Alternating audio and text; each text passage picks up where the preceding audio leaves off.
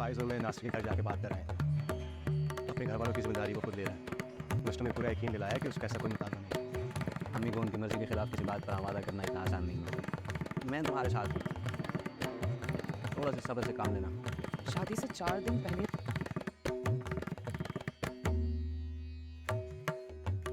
بات کہنا آپ کو زیب نہیں دیتا؟ آپ کی والدہ کیا سوچتی ہیں، کیا سمجھتی ہیں، یہ آپ کا اور ان کا مسئلہ ہے، مجھے منافقت نہیں آتی۔ باعزت کہلانے والے لوگ، کریم کہلانے والے لوگ،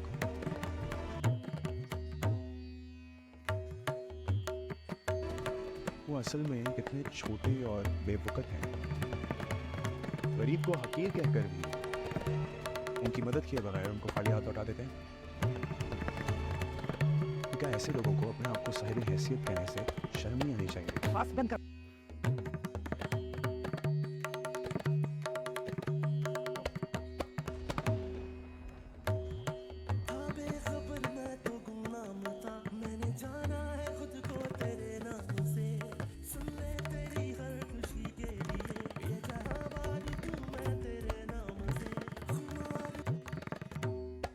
السلام علیکم گائز، امید ہے آپ سب خیر و عافیت سے ہوں گے۔ آج کا جو ریویو ہے وہ خمار ایپیسوڈ 9 کا ہے۔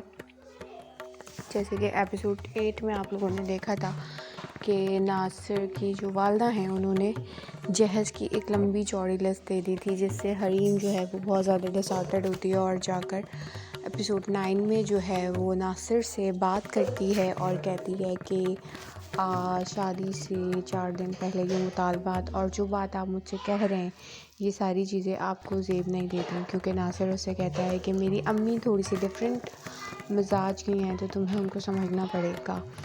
تو وہ یہ کہتی ہے کہ میں جیسی دکھتی ہوں ویسی ہی ہوں، مجھ سے منافقت نہیں ہوتی اور نہ ہی آپ مجھ سے امید رکھیے گا۔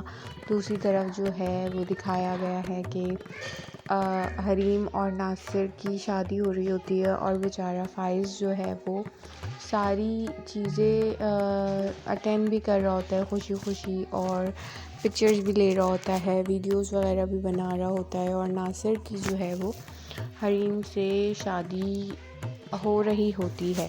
دوسری طرف فائز کی جو ماں ہے وہ اس کو بولتی ہے کہ دوستی کے نام پر تم اپنے باپ کا پیسہ لٹا رہے تھے، یہ بات تو مجھے سمجھ میں آتی ہے، لیکن محبت کے نام پہ کم سے کم دھول تو نہیں چاٹتے۔ تو فائز کو جو ہے وہ بہت زیادہ غصہ آتا ہے اور وہ اپنی ماں سے کہتا ہے کہ جو لوگ دنیا کے سامنے اچھے ہونے کا دکھاوا کرتے ہیں اور بڑے ہونے کا دکھاوا کرتے ہیں کہ ہم امیر ہیں اور اس طرح کی باتیں کرتے ہیں، ان کے دل میں لوگوں کے لیے اتنا کھوٹ، اتنا میل، اور وہ اپنی نظروں میں اپنے ہی گھر میں اتنے گرے ہوئے ہیں، تو اس کی جو ماں ہے یہ سب کچھ برداشت نہیں کر پاتی اور وہ فائز کے منہ پر ایک زوردار تھپڑ مار دیتی ہیں۔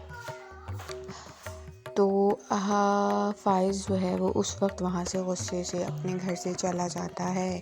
دوسری طرف وہ ناصر سے کہتا ہے کہ حریم جی کو کسی بھی چیز کی کمی یا محبت کی کمی نہیں محسوس ہونے دینا، لیکن فائز کی اس بات سے ناصر کے جو دماغ میں کچھ سوالات اٹھتے ہیں کہ اس کو سمجھ نہیں آ رہا ہوتا ہے کہ کیا ہوگا آگے کیا نہیں ہے، یہ فائز اس طرح سے اس کو کیوں کہہ رہا ہے۔ دوسری چیز یہ ہے کہ ناصر حریم سے محبت کرتا ہے اور اس نے جو پرپوزل بھیجا یا جو بھی تھا وہ ناصر نے اپنی محبت میں ہی بھیجا، لیکن اس کی ماں کو جب یہ پتہ چلتا ہے کہ وہ جہیز میں کچھ بھی خاص چیزیں نہیں دے رہے ہیں اور کیا کہتے ہیں ناصر نے یہ سب کچھ لینے سے منع کر دیا، تو وہ شادی میں کسی نہ کسی بات کا تو پنگا ڈالیں گی، یعنی کہ شادی ہونے سے وہ روکنے کی پوری کوشش کریں گی بھرپور۔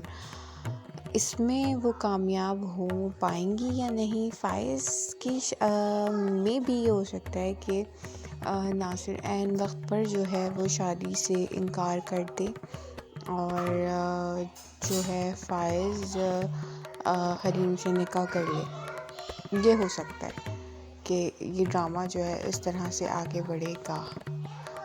اور یہ بھی ہو سکتا ہے کہ وہ اس سے شادی کر لے اور کیا کہتے ہیں بعد میں چھوڑ دے، کیونکہ اس ڈرامے کی جو ہونی ہے وہ ہیپی اینڈنگ ہی ہونی ہے۔ آپ لوگوں کی ایکسپیکٹیشنز اس ڈرامے سے کیا ہے؟ ویسے ڈرامے کی سٹوری اور ڈرامہ جو ہے وہ اچھا ہے، کاسٹ بھی اچھی ہے اور کچھ تہذیبی یافتہ ڈرامہ ہے، مطلب کسی قسم کی ورگیلٹی اس میں نہیں دکھائی گئی ہے۔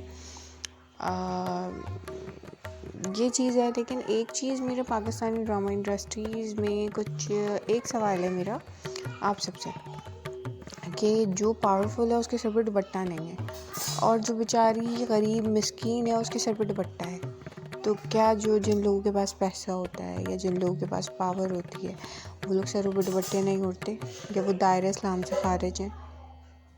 اس طرح نہیں ہونا چاہیے۔ تہذیب اگر آپ ایک فیملی میں دکھا رہے ہیں تو دوسری فیملی میں بھی دکھانا چاہیے۔